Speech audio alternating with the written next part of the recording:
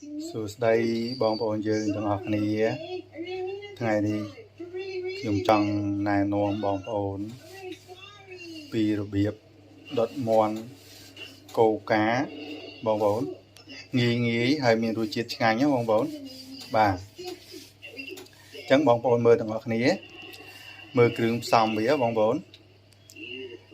ទី1បងប្អូនត្រូវមានមាន់មួយក្បាលនេះណាបងប្អូនហើយលាងវាស្អាតមក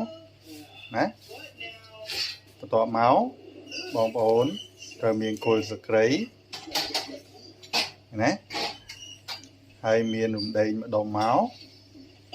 តមកទៀតស្លឹកក្រូចសើចបងប្អូនស្លឹកក្រូចសើចណាបាទហើយនឹងកូកាមួយកំប៉ុងមកបងប្អូនណាកូកានេះកូកាមួយកំប៉ុងមក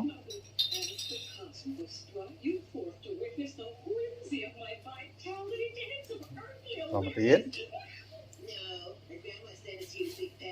ម្សៅខ្នុរស្ករសប្រេងអូលីវបងប្អូនប្រេងអូលីវហើយនឹងប្រេងខ្យងបាទបងប្អូនមានគ្រឿងផ្សំដល់ប៉ុណ្្នឹងមក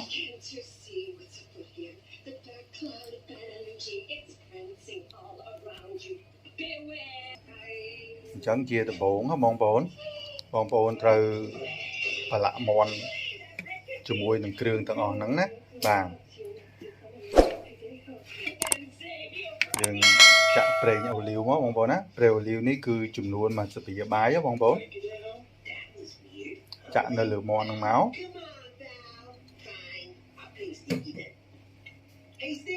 តមកទៀតបងប្អូនប្រេងខ្យងចំនួន1ស្លាបព្រាបាយដែរ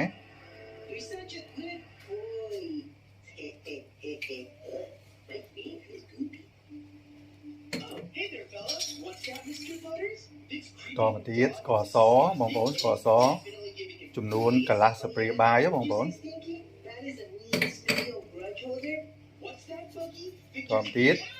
ម្សៅស៊ុបខ្នុរចំនួន1ស្លាបព្រាបាយបាទហើយគ្រឿងវាមាន4ហ្នឹងណាបងប្អូនចំបាច់ប្រឡាក់វា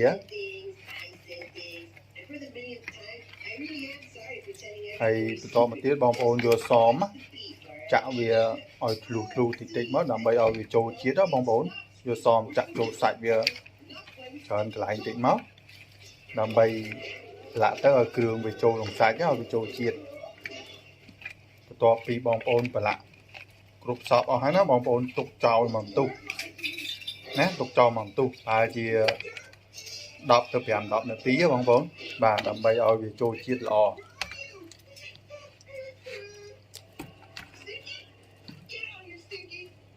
ហើយបងប្អូនប្រឡាក់ចឹងមកលាក់លាបវាគ្រប់កន្លែងណាទាំងក្នុងទៀតហើយបងប្អូនយកសមចាក់មកណាបងប្អូនចាក់វាធ្លុះសាច់តិចមក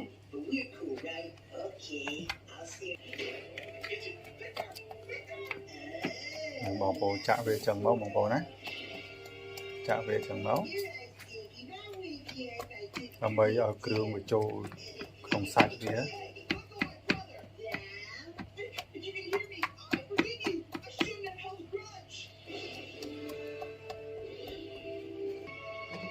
ហើយបងប្អូនណាយើងទុកចោលវា4-10នាទីបងប្អូនណា10នាទីទៅ5-10នាទីដែរណាហើយចាំយើងយកទៅដុតតើឥឡូវ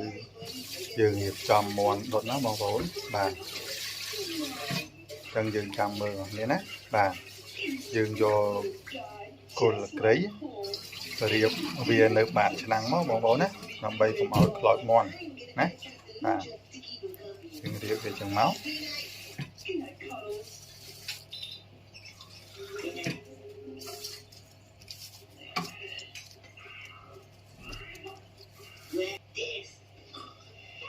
បងដាក់បន្ថែមចូលណាបាទដាក់ក្រៅហ្មងដាក់ក្រៅមាន់ហ្មងហ្នឹងបងប្អូនបាទហើយស្លឹកក្រូចសើច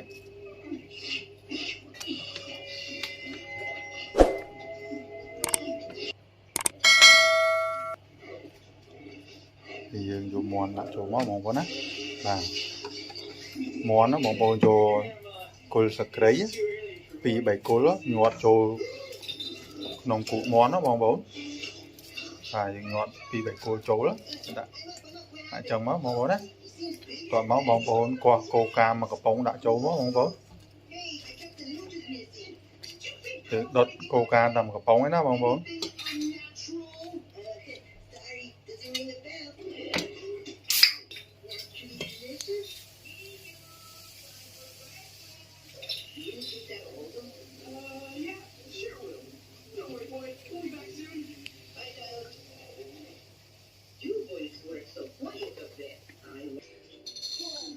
បងប្អូនយើងអរគ្នាមើលណាពេលដែលយើងដុតបងប្អូនប្រើភ្លើងដុតហឹមបានណាបងប្អូនដើម្បីកុំឲ្យវាខ្លោចណាហើយបងប្អូនឧស្សាហ៍ប្រែឧស្សាហ៍មើលណាខ្លាចលោវារីងទឹកបងប្អូនបាទ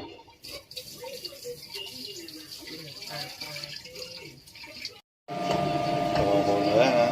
មាន់យើងចាប់ឡើងគុំលឹមឈ្ងុយបងប្អូនយើងប្រើវាចឹងមកបងប្អូនណាដើម្បីកុំឲ្យវាខ្លោចមកជាងហើយណាមួយយើងធ្វើចឹងដើម្បីឲ្យវាឆ្អិនស្មើគ្នាបងប្អូនបាទយើងឧស្សាហ៍ប្រើវាចឹងមកបងប្អូនណា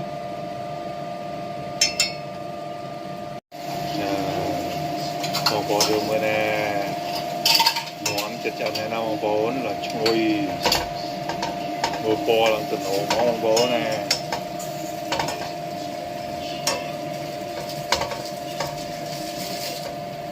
ឈ្ងុយណា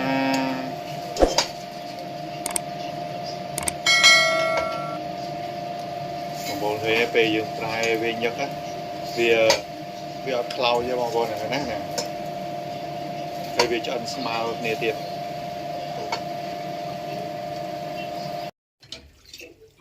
បាទឥឡូវមាន់យើងឆ្អិនណាបងប្អូនយើងអាចស្រង់យកទៅទទួលទានបានណាបងប្អូនណាបាទហើយការដុតមាន់របស់យើងក៏ត្រូវបានបញ្ចប់នៅពេលនេះដែរណាបងប្អូនបាទហើយក៏សូមជូនពរបងប្អូនយើងទាំងអស់គ្នាដែលបានទស្សនាវីដេអូដុតមាន់កូការបស់ខ្ញុំតាំងពីដើមដល់ចប់ណាសូមអរគុណបាយបាយ